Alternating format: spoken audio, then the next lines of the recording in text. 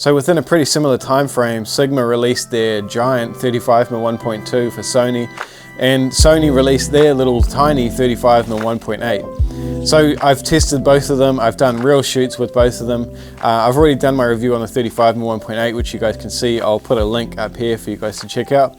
But today is all about the 35mm 1.2 from Sigma. Now before we get into this review, all of these images that I'm showing you guys, and I'm going to have a whole bunch through this review, are all edited with my preset pack.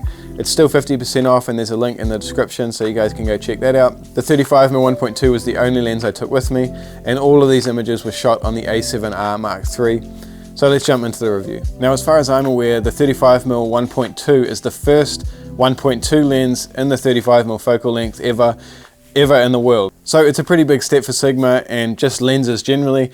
It is really large, and I knew it would be large. I think everybody did. Because it's 1.2 and 35mm, you can't really avoid that. So I really think that's going to be the first thing that is really going to make or break it for this lens, and it's really the only downside of it. Everything else, we'll go through the lens in a minute, but everything else is really, really impressive. So talking about the size of it leads on to build quality and how it feels in the hand.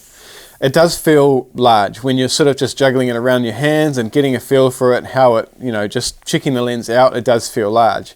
When you put it on the camera and you're shooting away with it, I gotta be honest, I didn't really notice it too much. It is heavy, don't get me wrong, but when I was shooting with it, that was only like a 45-minute shoot. If it was a 10-hour wedding day and I'm doing 40 of those a year, it's probably not something I'm going to want to carry around, especially now that I'm used to the smaller Sony lenses and the smaller bodies. I had it next to my 85mm 1.4 and the 16 35mm G Master, just side by side. If you guys own those lenses, you can just see how much of a size difference there is. It is quite noticeable. I was just talking about it in a local Facebook group, and I thought to myself, if I was still Nikon and I was still shooting my D810s, I probably wouldn't be overly concerned with it because, I was shooting the 105, 1.4, and that was a pretty hefty lens. But on the Sony bodies, it does feel a little bit front heavy. I think on the A7R4 with the larger grip, it's going to feel a lot more comfortable. But I really think it's going to be like a 50-50 split. A lot of people are going to want to use it, and I don't think the weight's going to come into it. And other people are just going to be like, no way, it's way too big. The build quality in general is really nice. They've definitely stepped it up a little bit from the previous Art Series lenses.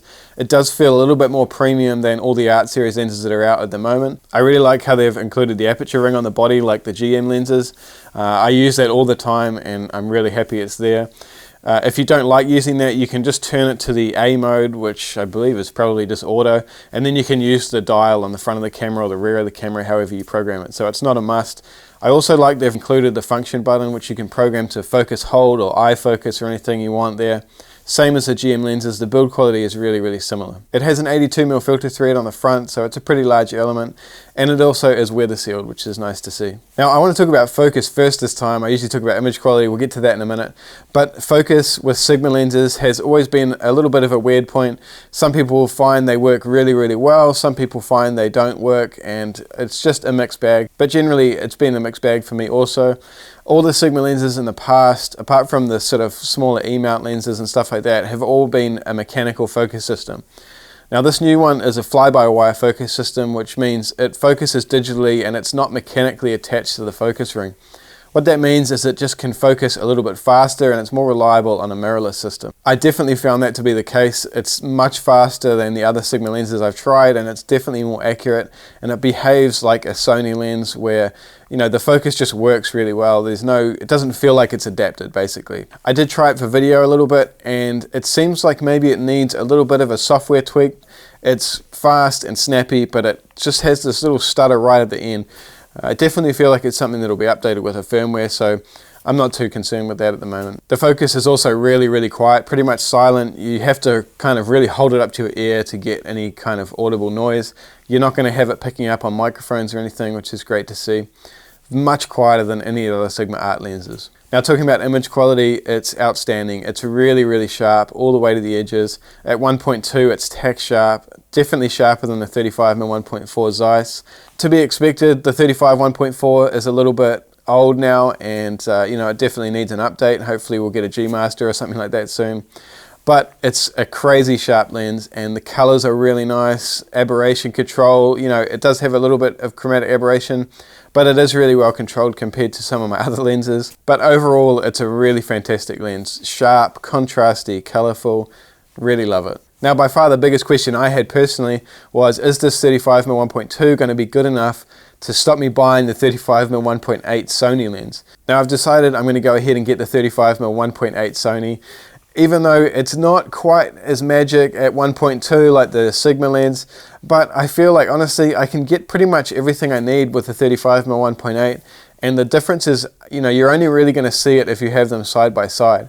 So the 35mm 1.2 might be superior in terms of optics and all that, but I just can't justify the size of it. Now this is coming from a wedding photographer's point of view, obviously. I think if I was shooting models all the time, or I was doing fashion photography, you know, a lot of short photo shoots here and there, then I think I'd probably go for the 35mm 1.2 Sigma, just because that extra depth of field is really nice and creamy, and you can shoot it at 1.2 and not be concerned with losing any image quality.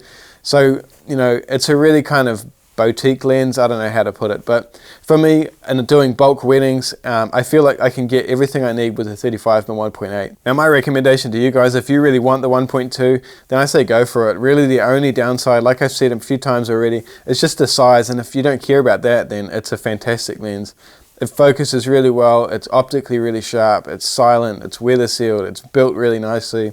It kind of has everything, but for me personally, I'm just going to stick with the 35mm 1.8. Maybe see what comes around the corner. If Sony bring out a GM 35mm 1.4 that's really small, maybe I'll go for that. But it's a really fantastic lens. Sigma have done a fantastic job. I am hoping to do another comparison video, so if you guys seen my previous video, I compared all the 35mm lenses that were out at the time. I really want to get the 1.8 Sony, the 1.4 Sony, and the Sigma 1.2. Put them through a bunch of tests just side by side so you guys can see the differences. So I'll do that really soon. I have access to all those lenses, so watch out for that. Subscribe to my channel, click that little bell icon, and I'll see you guys in a couple of days with the next video.